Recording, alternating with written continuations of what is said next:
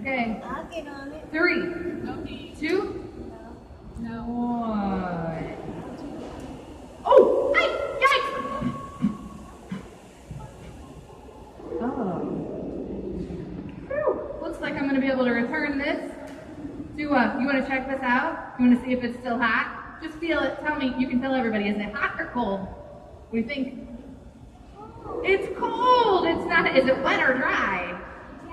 Dry. Well, there. We wouldn't want to be rude. So I'm going to return this now that it's not wet and it's dry and it's not hot. Will you take this back to our friend? She'll raise her hand for you. Do you see her raising her hand? Thank you. Thank you for demonstrating. Well, you know. Good. I'm glad I made it back. So today's demonstration, what's it all about? Fire. So fire takes 3 things. I need 3 things to make a good fire. Do you guys know what those are? Can you help me out? Oxygen is 1. Sticks. I need gas or sticks, so that's fuel. Excellent. So we've got oxygen and fuel. Anything else? One more thing. A lighter. So we're going to call that an ignition source. We need a spark or a heat source, something to get it started, right? Okay. So we're going to talk about, what do you think happens to a fire if I increase the oxygen? Anybody got any ideas? So if I have a regular fire, so we're going to pretend, so here's my fuel, and here's my spark. So I'm going to make some oxygen. This lovely purple solution you see here is potassium permanganate. Anybody ever heard of that? Yeah, me either until I started working here. So it's good for treating wounds, believe it or not, and it's used in water treatment to make the water smell less smelly. So back here in this tube, this flask, I have hydrogen peroxide. I'm willing to bet some of you have heard of this. Who's heard of hydrogen peroxide? Yeah, what's it for? Wounds. So have you guys ever had a cut or a scrape and you put this stuff on it and it bubbles up like kind of white and bubbly? That's hydrogen peroxide. It's really close to water, but it actually has an extra oxygen. So when I mix them together, they are going to make your oxygen. You want to see what happens? You ready? So good scientists are always observing. So we're going to pour this in, and you're going to tell me what you see. What do you see in there? Aqua. Like a white gas forming. That's oxygen. It's pure oxygen, because we do have oxygen in the air around us, but it's got a lot of other things in it too. So, I'm going to make, here's my fuel, here's my spark, maybe. I'm going to set just a tiny end of the stick. So if I increase the oxygen, and I expose my flame to it, what do you think is going to happen? Anybody have a guess? Put something on fire. It's going to stay on fire? Yeah. Much faster. Should we see what happens? Okay, you ready? I'm going to put it in. Woo! What happened? What'd you see? Fire. It got brighter, so it burned a little faster. It got bigger. Woo! So as long as I have oxygen in my flask, it is going to continue to help this fire burn. I can actually blow this out. Now what's going to happen if I stick this back in my flask? Anybody know? It's going to reignite. Are you ready for the magic? Boom. And I can keep doing that as long as there's oxygen in my flask. So I can blow it out. I can light it. I can blow it out. I can light it. I can blow it out. I can light it. I can blow it out. I can light it. I can keep going as long as there's oxygen in this flask, or the stick gets too small for me to hold. Whichever happens first. So,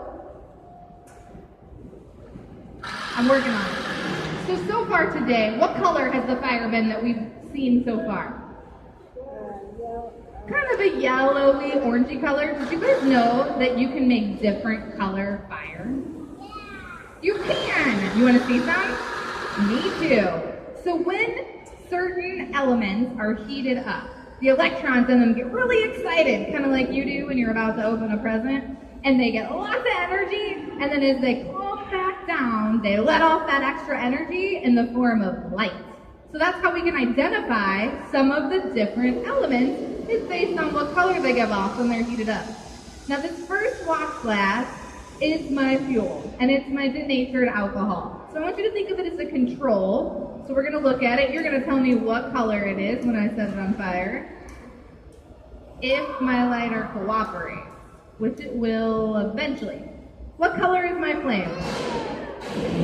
It's a nice blue color. So I'm gonna use this to help set the other elements on fire. So whenever you see that blue color in the flame, you need to ignore it. That's why it's called a control. Denatured alcohol. Wanna see what's next? Okay, let's see. Ignore the blue. What color is my flame? It's not blue. What color is it? Orange. So that tells me that this has sodium in it. This specific compound is actually sodium chloride. I'm willing to bet that everybody in this audience has tasted sodium chloride, probably today. Anybody know what it is? It's in water. It's salt. That's right. So it's table salt. Should you ever set your own table salt on fire at home? Absolutely not. That's a terrible idea. Do you want to see what the next one looks like? I do. Let's check it out.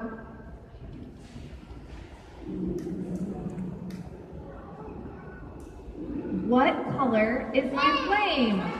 Red. So that tells me that there is strontium present. Who's heard of strontium? Anybody? Any chemists in the audience? No? So strontium's on the periodic table of elements. It's a metal. It gives off red. It is used in glow-in-the-dark paints when it's combined with aluminum, some of those cool paints you see that absorb light all day and then give it off at night. And it's in toothpaste for sensitive teeth. Who knew, right? Is it pretty? Okay, next one. Let's see what color it is. Now this one you gotta let the blue burn off for just a second so we can get a good look at it. And then you tell me what color you see. So we're kind of looking at the very bottom. What color do you see? It's kind of rainbow. It's kind of a really light pink color.